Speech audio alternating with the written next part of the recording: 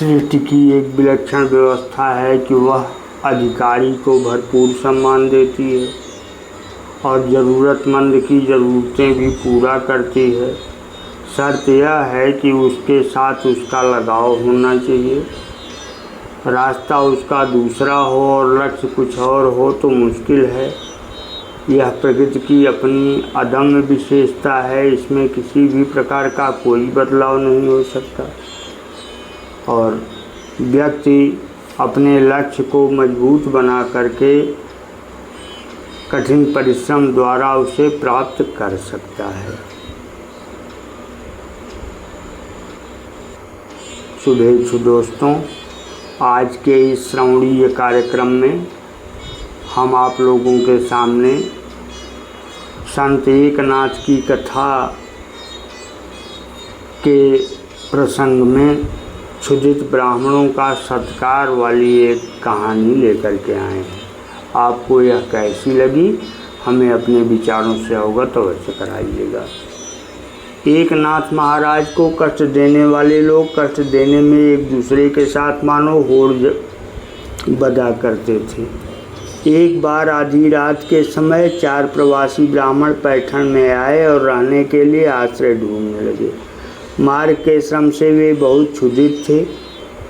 उनसे इन दुष्टों ने कहा, आप लोगों के ठहरने लायक एक स्थान है। यह सामने जो मकान है इसमें एकनाथ नाम का एक बड़ा दाता रहता है। सैकड़ों ब्राह्मण एक साथ आ जाएं तो भी सबको भोजन करा के वह संतुष्ट करता है। उसे सिद्धियां भी प्राप्त हैं। आप लोग वहीं जाइए। 7 दिनों से रात दिन ऐसी मूसलाधार वृष्टि हो रही थी कि नाथ महाराज के यहाँ सूखा ईंधन बिल्कुल नहीं रह गया था। जब ये प्रवासी नाथ महाराज के यहाँ पहुँचे तब सदा की भांति उनका आगत स्वागत हुआ। जब मालूम हुआ कि प्रवासी ब्राह्मण भूखे हैं तब नाथ महाराज ने बहुत जल्द रसोई बनाने की गिरजाबाई से विनती की। लकड़ी गीली होने से रसोई जल्दी न बनेगी, यह सोचकर उन प्रवासियों की क्षुधा व्याकुलता से नाथ का चित्त बड़ा ही व्याकुल हो उठा और उन्होंने उद्धव से कहा कि देखो, अपना यह मकान लकड़ी का ही तो है। एक मंजिल गिराकर लकड़ी इकट्ठी करो, पर यह सोचकर कि इसमें भी कुछ देर लगेगी।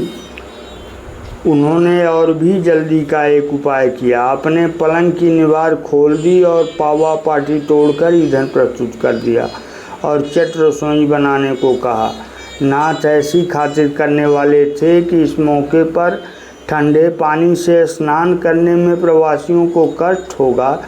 यह सोचकर उन्होंने तुरंत पानी गर्म कराया और स्नान करने के लिए गर्म पानी दिया। गिरजाबाई ने स्वयं रसोई बनाई और भोजन परोसा। भोजन के समय गर्माहट के लिए अंगीठियां ब्राह्मणों के समीप रखी गईं। ब्राह्मणों ने यथेष्ट भोजन किया और उनके संतोष से नाथ को भी बड़ा संतोष हुआ। नाथ महाराज का यह अतिथि प्रेम देखकर उन ब्राह्मणों ने उनकी बड़ी सराहना की और कहा कि भोजनार्थियों को तृप्त कराने वाले आप ही जैसे धन्य हैं। नाथ जो कुछ करते अंतःकरण पूर्वक करते थे। 4 भले आदमी हमें अच्छा कहें और हमारा नाम हो, इस ख्याल से भी अतिथि सत्कार करने वाले लोग होते हैं। पर नाथ जो अतिथि सत्कार करते थे वह स्वधर्म जानकर निष्काम बुद्धि से करते थे।